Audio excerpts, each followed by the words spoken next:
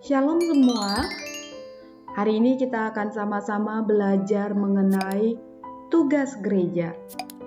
Sebelum kita melihat apa saja tugas gereja, saya membawa kita untuk melihat gambaran yang dipakai untuk gereja.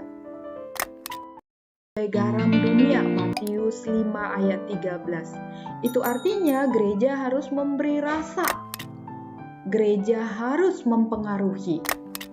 Lalu gereja juga digambarkan sebagai terang dunia di Matius 5 ayat 14. Artinya gereja harus menyatakan perbedaan.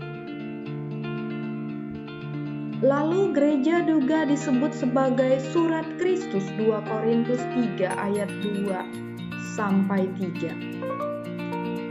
Di sini gereja menyatakan karya dan buah Roh Kudus. Gereja juga digambarkan sebagai umat Allah 1 Petrus 2 ayat 9. Artinya gereja dipilih untuk memberitakan keselamatan. Gereja juga digambarkan sebagai tubuh Kristus Efesus 1 ayat 22 sampai 23.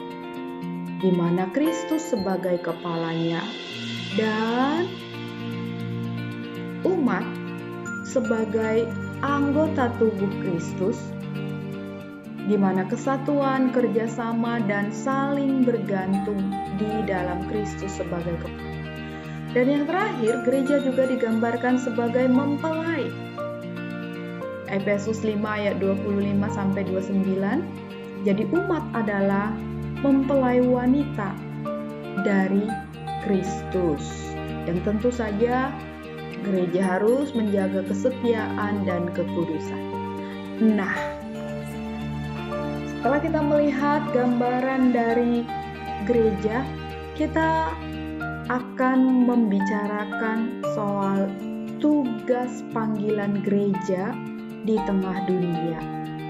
Paling tidak ada 3 persekutuan doa, mungkin ada care group, kelompok kecil, atau kelompok tumbuh bersama, atau komsel, berbagai macam nama, tetapi semuanya pada intinya adalah persekutuan. Nah, yang menarik untuk kita pikirkan adalah di masa pandemi ini, tugas koinonia ini dilakukan secara online. Di bahasan-bahasan terdahulu kita sudah melihat hakikat dari beribadah secara online.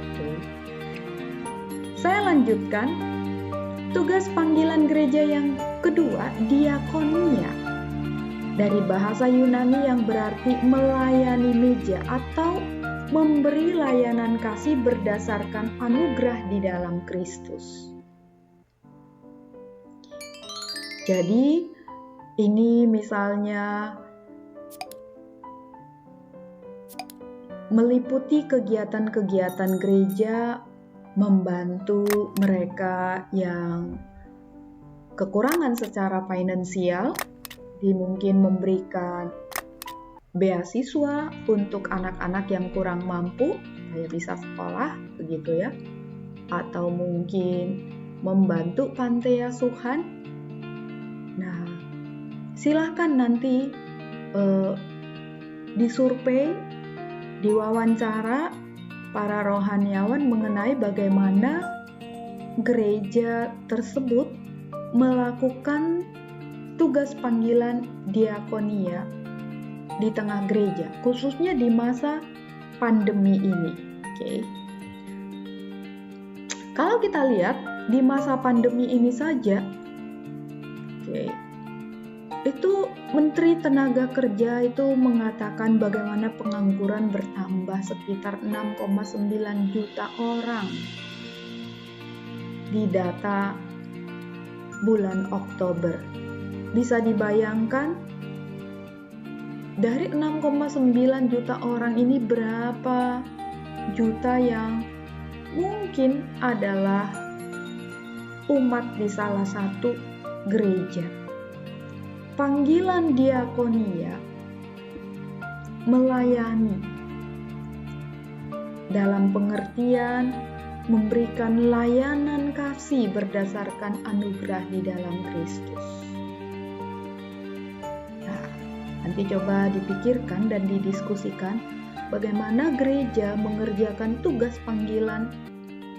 Gereja yang kedua ini diakonia, khususnya di masa pandemi dengan banyaknya kesulitan perekonomian. Nah, tugas gereja yang ketiga, marturia, yang berasal dari bahasa Yunani martiria.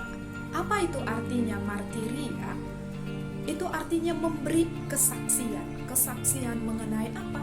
Tentu saja kesaksian mengenai Yesus Kristus yang menyelamatkan manusia yang berdosa seperti kita. Jadi, tugas panggilan gereja marturia itu berarti tugas panggilan gereja untuk memberitakan Injil. Bagaimana gereja menjalankan tugas panggilan marturia di tengah masa pandemi COVID-19? Ini sesuatu yang sangat baik untuk dianalisa. Jadi, kita bisa membandingkan sebelum pandemi dan sesudah pandemi, bagaimana keseriusan gereja mengerjakan tugas panggilan gereja yang ketiga ini, bermarturia, bersaksi. Sekaligus menjadi refleksi buat kita sebagai orang percaya, orang-orang yang sudah dipanggil keluar dari kegelapan masuk dalam terang Kristus yang ajaib. Artinya sebagai anggota tubuh Kristus, bagaimana kita secara pribadi mengerjakan tugas panggilan gereja, baik itu koinonia, diakonia, dan marturia. Kiranya Tuhan memberkati.